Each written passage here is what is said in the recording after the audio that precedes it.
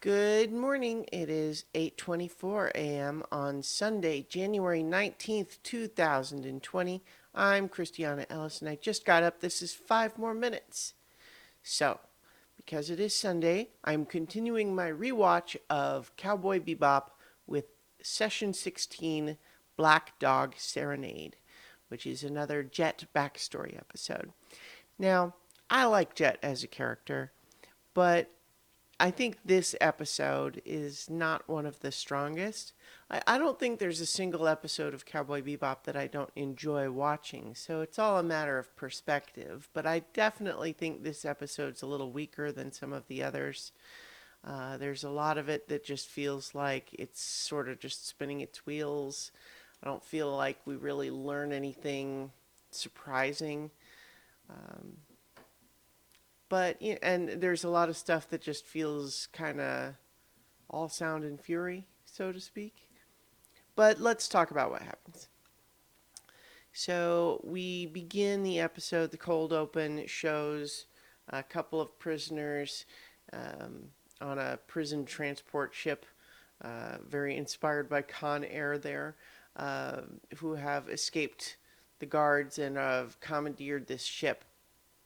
And in particular, we meet Uday, who is clearly shown as being extremely lethal and ruthless and a little creepy, right? So all that's all we really know so far, though, is like, oh, okay, who's this guy? What's his deal?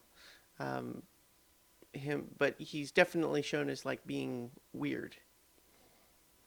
It's very sort of cold and when offered to drink from some champagne to celebrate their escape, he instead pours it out into the mouth of one of the dead guards, and it's like, yep, okay, all right. I mean, and that's not weird. I'm not complaining about that so far at this point because it's just kind of like, well, at this point, it's like, well, oh, he's supposed to be weird. But that weirdness never goes anywhere.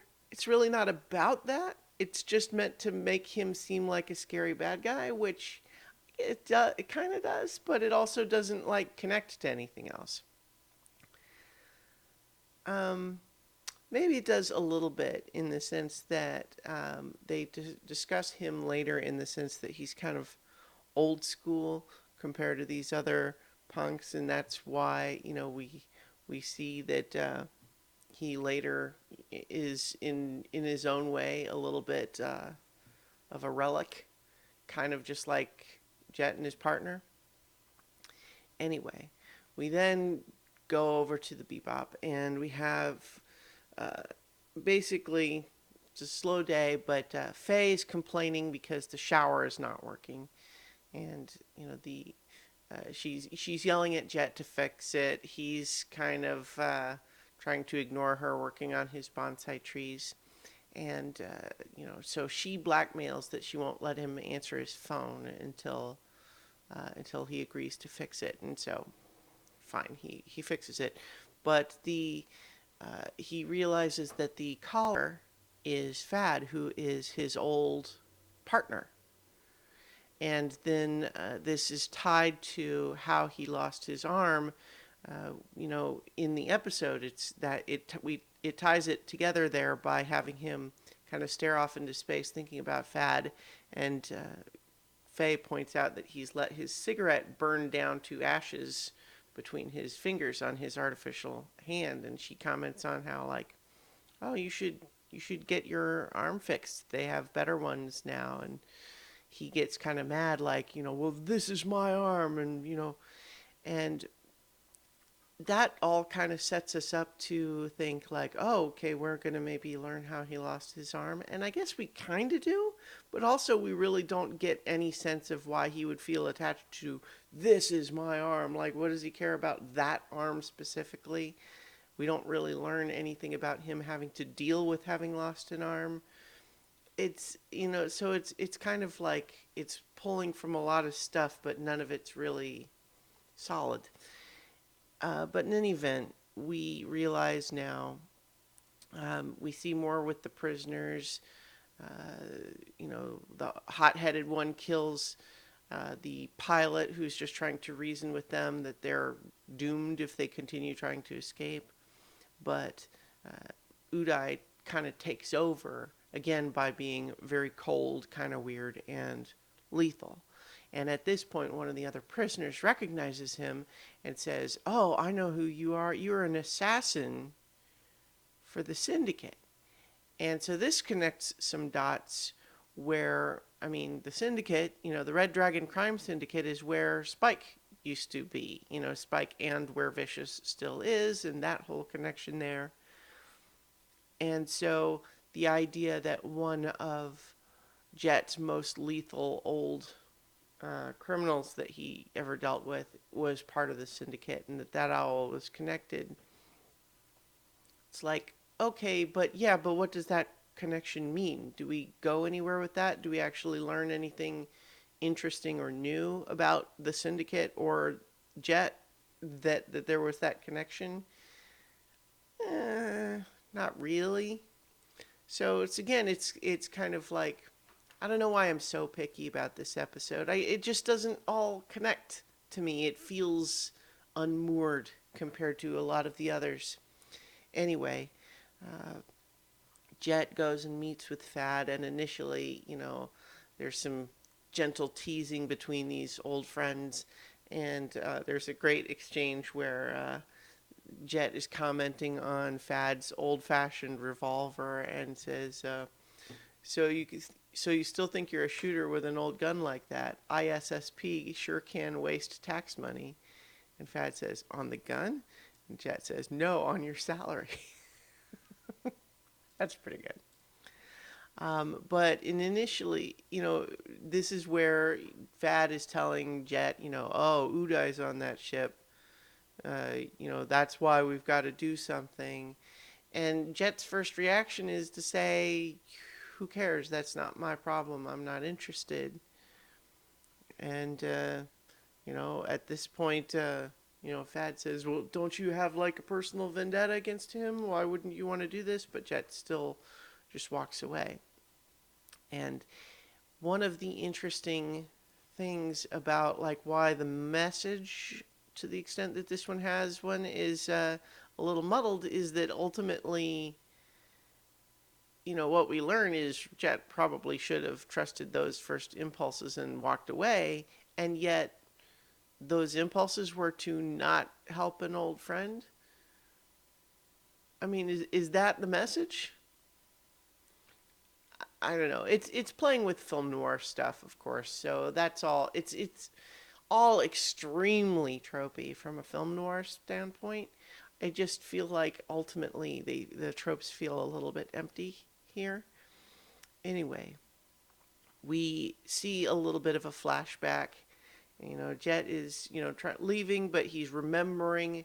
He's running through the docks at night with his partner, and then he corners Uday, or at least seems like he did.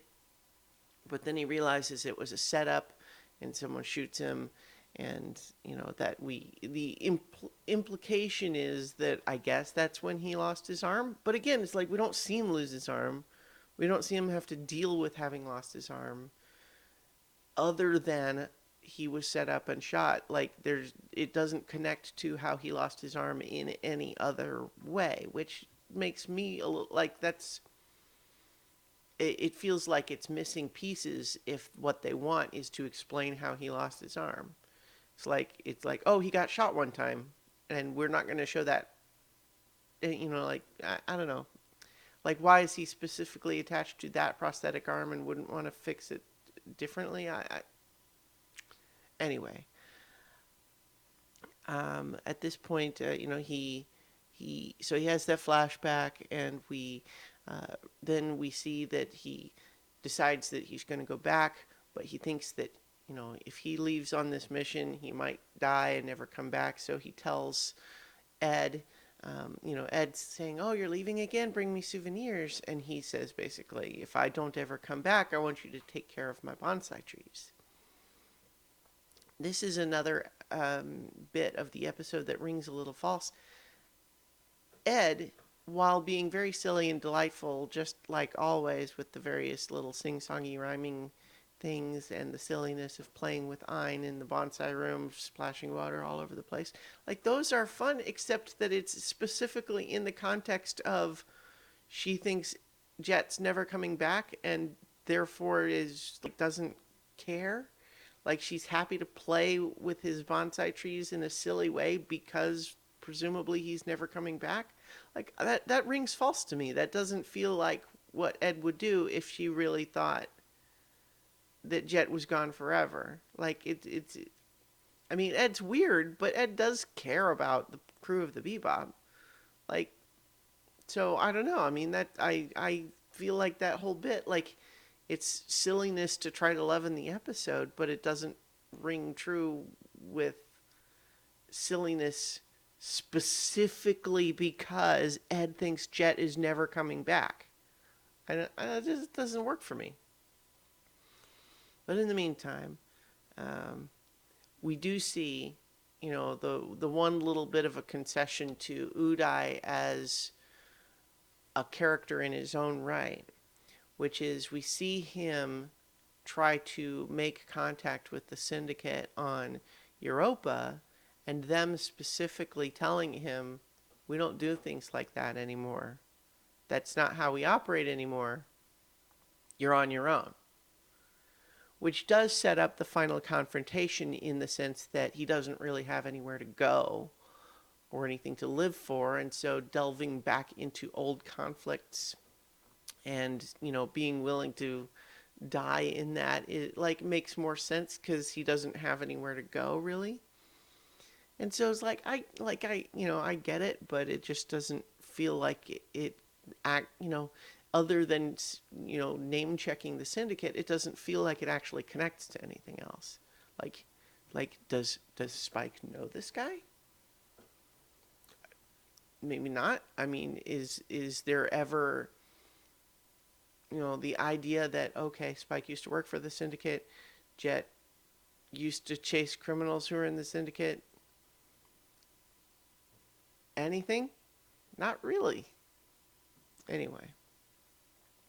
So we get some action sequence with, the Jet and Fad flying towards the ship, trying to board it. There's some conversation in there where, they do some old-fashioned police work to try to determine where they're going and figure out that they're headed towards Europa. And, at this point, Fad says, you're still the black dog who bites once and will never let go. But I think one of the few parts of this episode that really does work for me is that element, because not just kind of a poetic name for Jet that represents his character as being, this tenacious hunter and that sort of thing. But the thing is, what we learn by the end of the episode is that his partner was originally in on the setup that got Jet shot, and now only wants to hunt down Uday, not because, we can't let this horrible criminal go free, but because he knows and might tell all of the criminal things that Fad has done. And so Fad just wants to make sure all of those criminals die, and so he's manipulating Jet to do it. And so this whole bit of, Jet, you're still the black dog who bites once and never lets go, is such a cynical manipulation in hindsight. That part's pretty good. Anyway, though, so they board. We get a little bit of a action sequence with the prison ship trying to fight its way through the police line, and then Jet and Fad trying to get on board. And it's good sci-fi action, but again, it's like it's just in service of them getting on the ship, and because every episode has to have a little bit of space action. And so in the meantime, though, Jet gets on board ship. Uday sees him on the cameras and decides to go force the confrontation, which again has been set up by the fact that he doesn't have anywhere else to go now. And Then we also see that Fad has gone to the cockpit. And on the one hand, we can, like, is another element of that, this betrayal is actually handled relatively well, where, oh, well, they are trying to stop the ship, so going to the cockpit, sure, but he has killed everybody on the ship in the cockpit, which, like, we could imagine that being necessary, but we don't see it. But then in hindsight, knowing that, oh, yeah, it's the guy who is flying the ship now is the ex-police captain who was also a prisoner, but it's like, oh, yep, gotta shut him up too, because he might also know.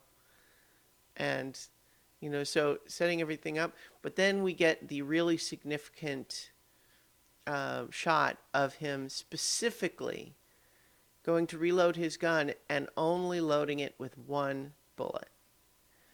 And again, this is another part that's well handled. Like there's no bad episode of Cowboy Bebop, and there's definitely stuff to like this in this one, even if some of it's just a little bit too loosey goosey. Anyway, though, this is where Jet finally catches up with Uday. They're fighting. It's the big confrontation, but there's a whole bit where we see that Jet is from uh, saved from a gunshot that would have killed him because of his artificial arm. But again, it's kind of like that feels like a really loose connection. It's got no real emotional weight to it.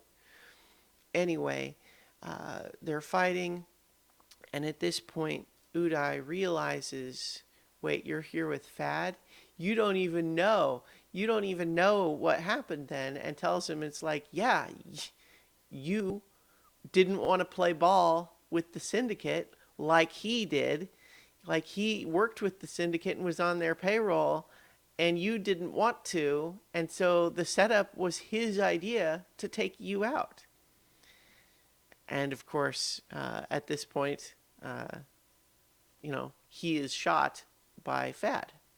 So now he's dead, and we know that Fad has just shot his last bullet because he only loaded one, right? And this point where, Jet is like, wait, why did you do that? He was in the middle of telling me this story. Is it true? Is it true? Were you really, in part of the syndicate? And, Fad basically says people who go against the syndicate lose. And then he basically, makes Jet kill him by implying that he's about to shoot Jet. So Jet fires back, shoots him, and only learns later that, oh, he was out of bullets. So he was essentially committing suicide. But again, why? Let's run this story from Fad's perspective, okay? Fad's a dirty cop, wants to set up a sting to try to get his partner killed. Maybe he feels some regrets about that. But then when it looks like it's all going to get exposed because these prisoners are escaping, he manipulates his old partner into helping him kill them all. Presumably so as to avoid being exposed. And then I guess the implication is that by hanging out with his old partner, he does, he gets regrets or something. Or maybe it's intended to mean that, kind of like Uday, he really just feels like he doesn't have a place anymore. He's too old school. And so he makes Jet kill him, even though he would have had no way to know that Uday told him. Like, we see him load the one bullet when he's still up in the pilot cockpit. At that point, who did he think he was going to shoot with it? How he could, I guess, like maybe he could have looked on the security cameras to see if Jet and Uday were fighting. Maybe even saw there that Uday was telling him what happened. Like, I mean, we could interpolate that maybe that's what happened, but the episode doesn't show it to us. And yeah, so it's like, why? Why does he make Jet kill him? Right? Like, I it it's very tropey from a film noir perspective. It sets everything up for Jet to leave being sad again. But like, it just doesn't hold together as a narrative, really. Um, in any event, there's a whole moment of connection between the two partners again as Fad lays there dying, couldn't quit smoking after all. Uh, but like, then there's like a specific moment of like, oh, I've got to, even though I held Fad's gun to see that there was only one bullet in it, I have to specifically put it back in his hand like I'm faking a crime scene as the police are surrounding. But like, why does he need to do that? Like the gun couldn't have just been on the floor. It has to be specifically in his hand. Like, what is that? Like, is it? Uh, so yeah, I mean, so there's some interesting stuff in this episode, but overall, I feel less inclined, like all of the Cowboy Bebop episodes, because they're only half an hour and they're usually playing with tropes pulled from stories that last much longer than that. But a lot of the episodes are very elegant in the way they do that, and any places where you might have questions about, but why did this happen? But why did that happen? You usually don't care so much because you're just carried along very nicely. But this one, I just like. It's not bad. I like it. It's still fine. It's just compared to many of the others, I think it's one of the weaker episodes. Anyway, next week we get to talk about one of my favorite episodes, just in terms of fun and silliness, and good Ed and Ein stuff. We're going to talk about Mushroom Samba. So in the meantime, I'll talk to you all tomorrow for 5 more minutes.